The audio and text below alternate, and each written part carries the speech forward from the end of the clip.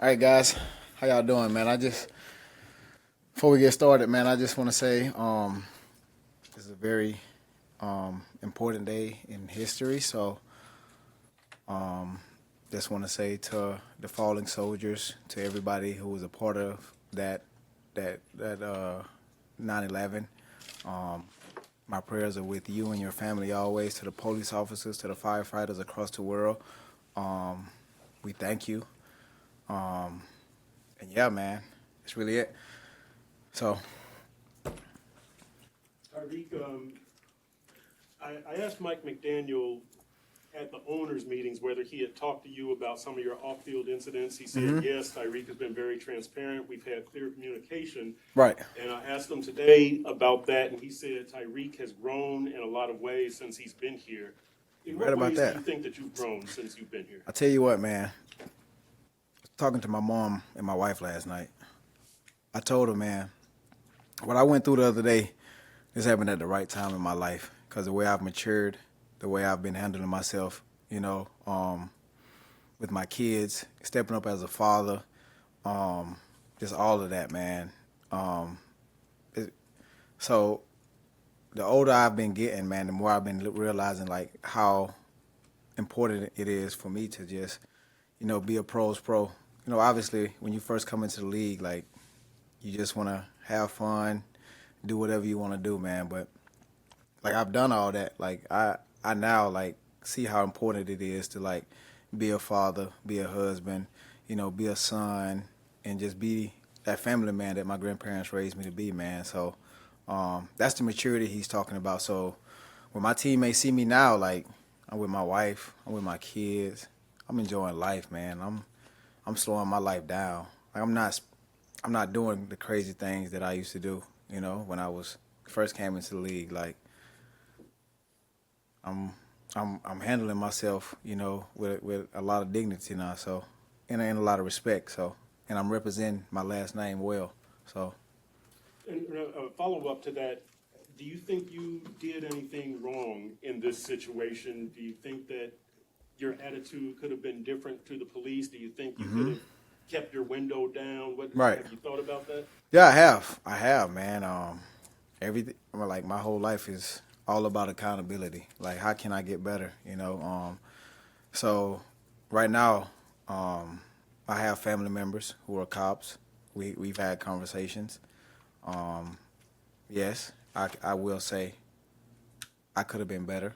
I could have let down my window, in that instant. But the thing about me is, man, I don't want attention. I don't want to be, like, cameras out, phones on you, in that moment. But at the end of the day, I'm human. I gotta follow rules. I gotta, do what everyone else would do. So now, does that give them the right to literally beat the dog out of me? Absolutely not. But at the end of the day, I wish I could go back and, do things a bit differently. Tyreek, when I spoke with Coach McDaniel, he said that when he first saw the video, he wasn't shocked by it. In fact, it saddened him. When you first saw the video, what were the emotions that came over you? I'm unfazed, man. I'm unfazed. I'm one of those guys. I'm unfazed by it, man, because I'm not the only one that goes through that, man. You feel me? Like, and where I'm from, you typically see that, a lot, and you don't hear about it, because not everybody has the same resources as Tyreek Hill. Not everybody has the name Tyreek Hill, or not able to call a Drew Brooks or Drew Rosenhaus or something like that, man. So I'm really, like, unfazed to it. You feel me? So that's why I was able to go out and play the way I did, because I'm numb to it. It's kind of expected. So. And then just to follow up, you said that you would have handled yourself a little bit differently. For other people out there seeing that video, is there a message that you may have for them about how to handle themselves in a similar situation? I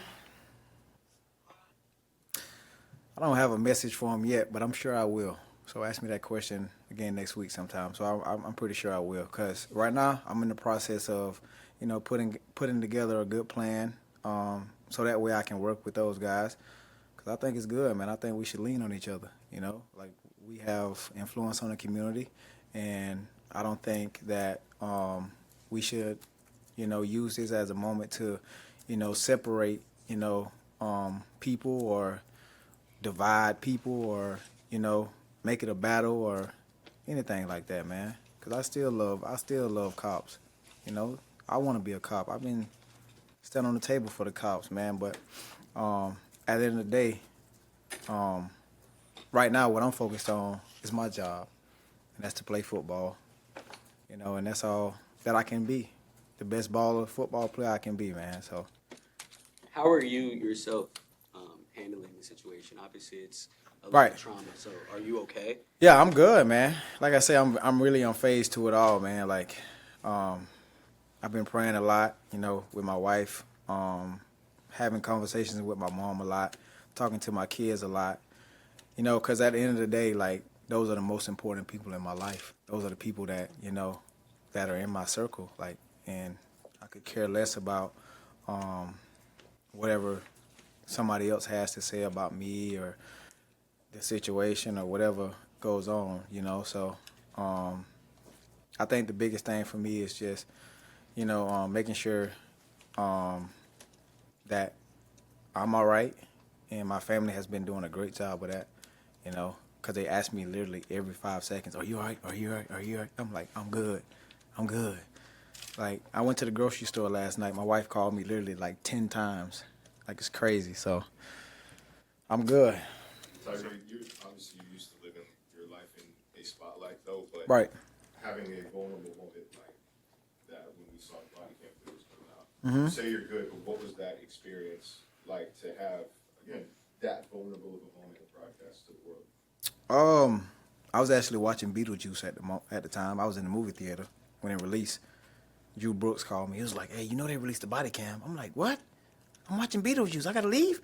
He's like, "Yeah, go outside real quick." So went outside, watched it, and for me, I feel like I handled myself well and in that situation. But obviously, like I said, I can be better. But it's shell shocking, man. It's really crazy to know that you have officers in this world that would literally do that with body cams on. It's sad. It's really sad. Which brings up another conversation and leads into what would they do if they didn't have body cams, which is even crazier. So it's a lot to unpack, man. It's a lot to unpack. It's a lot we can learn. Like, I think in football, how we get better from things is we watch the tape and we get better from it. And this instance, we should do the same. Like, a lot of people want to critique, a lot of people want to criticize, a lot of people want to do this, but I think this can be a learning tool for everybody. Everybody, civilians, officers around the world, like how to do conduct whenever they pull people over. Like, we all can learn, man. We in this thing together. We live in this thing, like, we on earth together. So the only way we get better is, we hold ourselves accountable and we get better from it. That's how I get better in football, so. Has it been tough this week to kind of separate the incident and what you have ahead of you on Thursday night? Not for real. Because like I said, I'm not going to mix the two. I'm not going to mix the two. I'm not going to take a knee. I'm not going to, ask to defund the police. I'm not going to protest. I'm not going to do any of that when it comes to being inside of this football, because this is my therapy. Like, football is my therapy. This is how I get away from, like, a lot of stuff. Like, this is how I, separate myself from past traumas in my life, man. So, I'm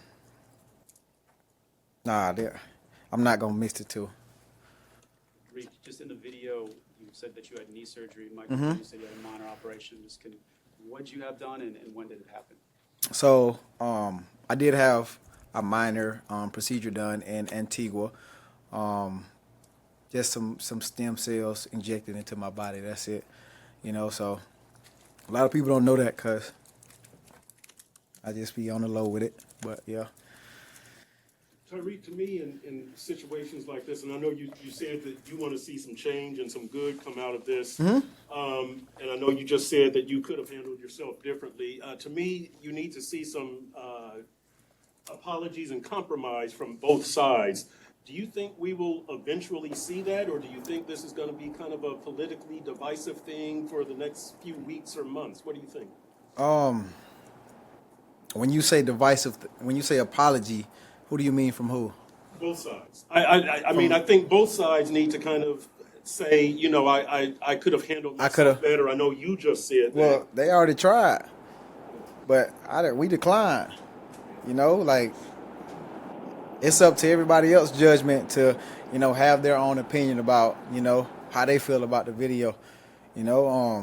Are you optimistic that we will hear that from the other side? Do you think that kind of change, are we moving in that direction on this matter, do you think? I don't know, man. It's tough to say, because it's so hard, man. Like you never know. Like you never know in situations like this.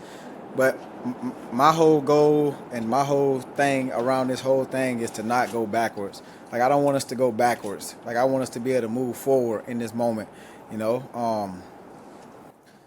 I had so many people like, oh, let's rally. I'm like, nah, like chill. Let's relax. Like let's put our minds together and let's think. Let's think of better ways that we can, get better. Like let's not do that, bro. Like we smarter than that. How would you describe some of the physical actions that occurred against you? Some of them might not be clear on camera. Some Right. might not even have been on camera. What are some things that you can tell us happened? I don't know. It was crazy, bro. I thought I was in a movie. That's why I really couldn't get turned up for real. I'm like, damn, is this really happening? But man, I don't know, bro. Like choked, pinched, kicked, all that, man. But you know what? Like I said, man, what I said Sunday, I'm just glad to be here so I can just tell this story with y'all, man. Cause this is like truly like shocking to me. It's embarrassing because I got kids, and when I FaceTime my kids, they like, Dad, are you all right? Are you all right? And I'm like, yeah, Dad, all right, man. Like, but it's good though. Like my kids get to see me in a different light. You know what I'm saying? Like I get to like, come up with my own ideas and own plan to help, change the narrative of who we are or who I am anyways. So I think it's good. My kids get to see me in a different light. Instead of playing football, they get to see me as like a hero in this aspect now. So it's a win-win, man. Your lawyer has come out and said that he's looking for the dismissal of the officer. What does that mean? Gone. So you want the officer to be Gone. He got to go, man. Because in that instant right there, like, not only did he treat me bad, you know what I'm saying, he also treated my teammates with, disrespect. He had some crazy words towards them, and they ain't even do nothing. Like, what did they do to you? They just walking on the sidewalk.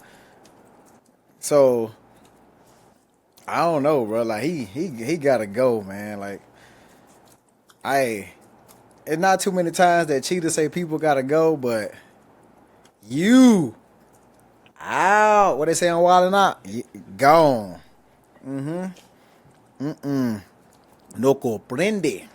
Congrats, you finished the video. If you want to build on that success, download the NBC Sports Chicago app. It's got highlights, exclusive insights, and push alerts tailored to you. Everything you need to be a real Chicago sports fan. Download it now.